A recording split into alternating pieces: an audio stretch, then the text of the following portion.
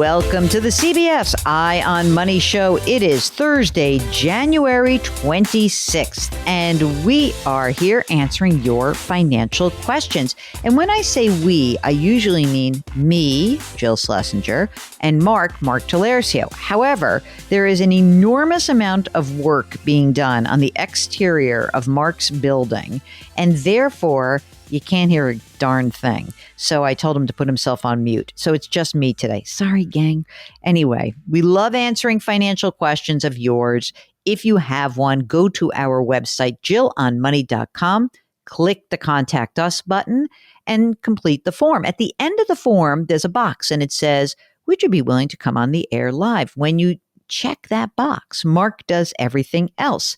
And as a result, we have Chuck and Patty who are on the line from California this morning. What's going on? What brings you to our airwaves today, you guys? Hi, Jill. We are so excited. We have a question because we're hoping to eventually buy a house in California and saving for a down payment, managing that along with saving for retirement. That's kind of the what brings us on the show. Okay. How old are you, Chuck? 26. And Patty, how old are you? 24. Oh, you're so young. How much is your rent right now? $3,000 a month. Do you have kids? No.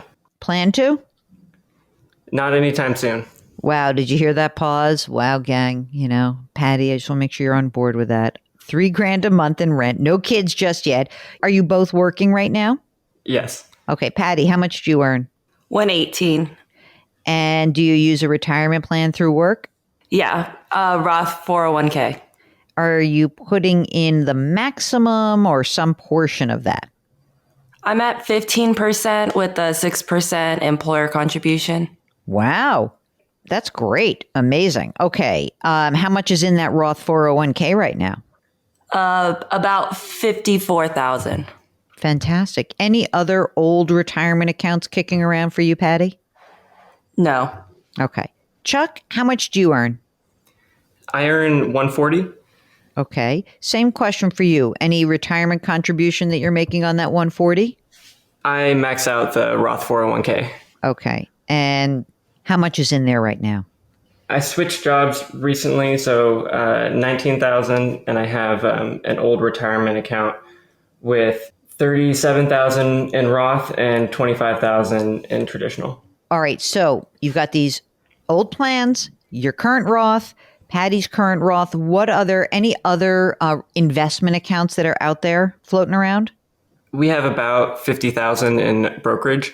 Is that what you're considering the basis of your home down payment? Yes. Okay.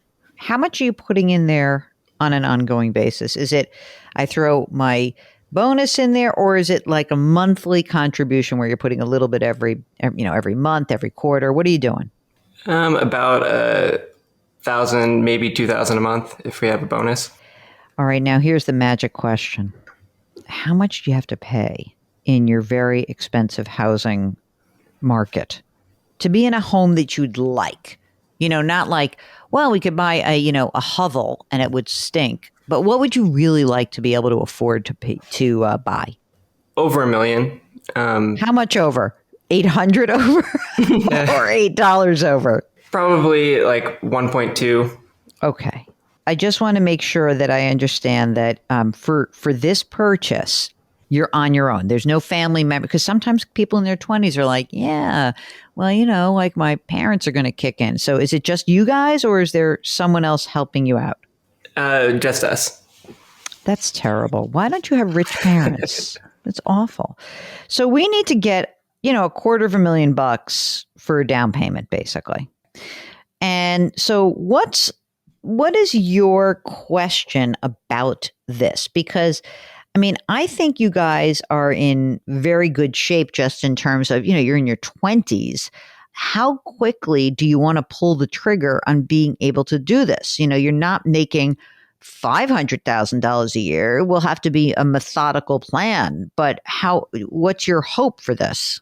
Yeah, we're hoping to have the option to buy a house maybe in 5, 6 years. We're happy renters, so we read your book and we know that it's good right now for us to be renting, but we would at least like to have the option sometime in 5 or 6 years. I mean, that seems like a pretty good option to have. Do you find yourselves in careers that are, do you think your trajectory of earning is way up? Are either of you going to be entitled to a pension? So I have a defined benefit, which is 7%. The company sets aside every year. We have good growth prospects, but nothing crazy, not like a big jump. I don't know how long you're going to stay in that job, right? In terms of like, should we really count on you getting that defined benefit plan and maxing? Because let's say you were like, I'm a school teacher. I love it. I'm a lifer. And then I would say, well, pull back on your retirement contributions, put more money away for the house. But I'm not sure you're in that situation, are you? I like my company, but 35 years would be a long time. Yeah, no kidding, for anything. Well, okay, so here's the choices. Given where you are right now, I think that if you can save, obviously you can do the math, that if you can save $125,000 just by putting away this, $2,000 a month, it'll work. As you get every raise, if you start kind of allocating a little bit more money to that home down payment / brokerage account fund, you'll make it. If somebody is like, oh, I want to give you a present, or your great, great, great Aunt Clara dies and leaves you some money, it'll happen even faster.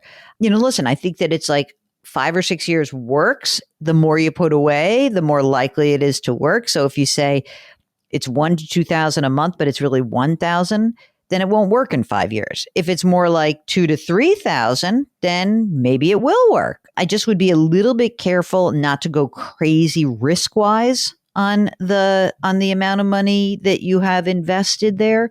But, 5, 6 years, that's a good enough time horizon so that I think you should be able to, you should probably get there. If they're only able to do 1,000 a month, like you said, that's not going to get them there. Do you think for the next handful of years, instead of maxing out, maybe they put in like 10,000 each into their 401ks and just stockpile the cash?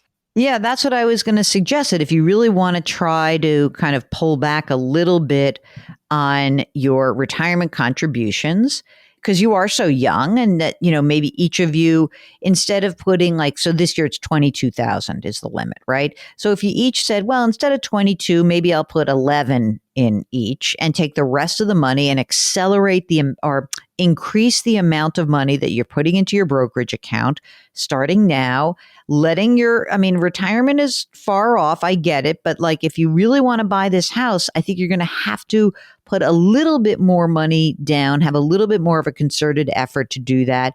And, you already have a chunk of money. You're so young that if you want to kind of hold off a little bit in the next few years on that retirement plan contribution and shift more towards the house down payment fund, I'm okay with that because you are young.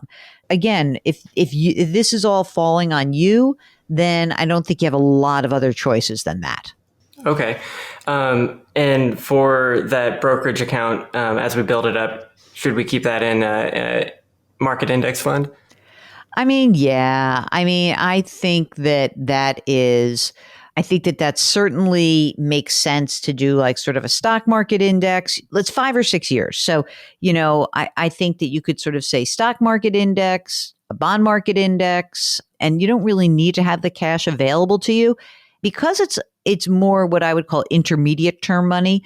I probably wouldn't do more than 80% in stocks. And I'm a wimp, so I'd probably do more like 70-30. Mark's going to say no, I'd do 90-10. But Mark, would you say 90-10 or are you okay with 70-30? No, because I know they need this money in a handful of years. So I would be conservative too. Yeah. So 70-30 is about right. What are you laughing at? I was thinking, the last thing they want before they're like, okay, we're ready to buy a house is to have a year like 2022, Exactly. Exactly right. It's so true. So, okay. I think that's it. Now, are you guys married or are you partnered? We're partnered. Okay. So, look, you're thinking about like combining your money, you're doing these things. I just want to be clear that because you're starting to accumulate assets and you are not married, you actually need to do wills because your money will not pass automatically to one another. All right. And this is really one of these quirks of like law and marriage and what happens. And California being a community property state. So I think you should actually have wills you should draft wills to make sure that like that money that's in the brokerage account, if one of you were to die, you have to make sure it's a joint account and you should actually have a document, a will that outlines what your wishes are. Honest to God, it's very like old farty, but it does make sense. What other questions do you have? Let's see. So through my work, I have a option to do an after-tax 401k. Negative. Negative. You can't do that right now if you are actually thinking about saving for the house. That has to come. That's an after. If you told me you had $250,000 already saved for the house, yeah, totally. But now I'm telling you like, oh, you may have to pull back on your retirement contribution in order to save money for the house. So I don't think you do this right now. We're putting $1,000 to $2,000 into the brokerage right now while we were building up our emergency fund. Mm-hmm. But now that we have our emergency fund, we should have more cash flow. Good. That cash flow is about $40,000 a year. Good, because you need $50,000 a year for the next 5 years. That's it. Then you're on target. No extra money in retirement while you're doing that then. I know you want to do more. You want to do it all. You can't do it all right now. The problem for you guys is that you should have chosen wealthier families that would help you buy homes. And sadly, that did not work out for you. But, so you're on your own, kiddos, but you're doing great and you're young and it's amazing. And so kudos to you, Chuck and Patty. Anything else I can help you with today? I think that's it. Fantastic. So listen to this, gang. A 24 and a 26-year-old working it, putting money away for retirement, planning for their first home purchase, being really smart.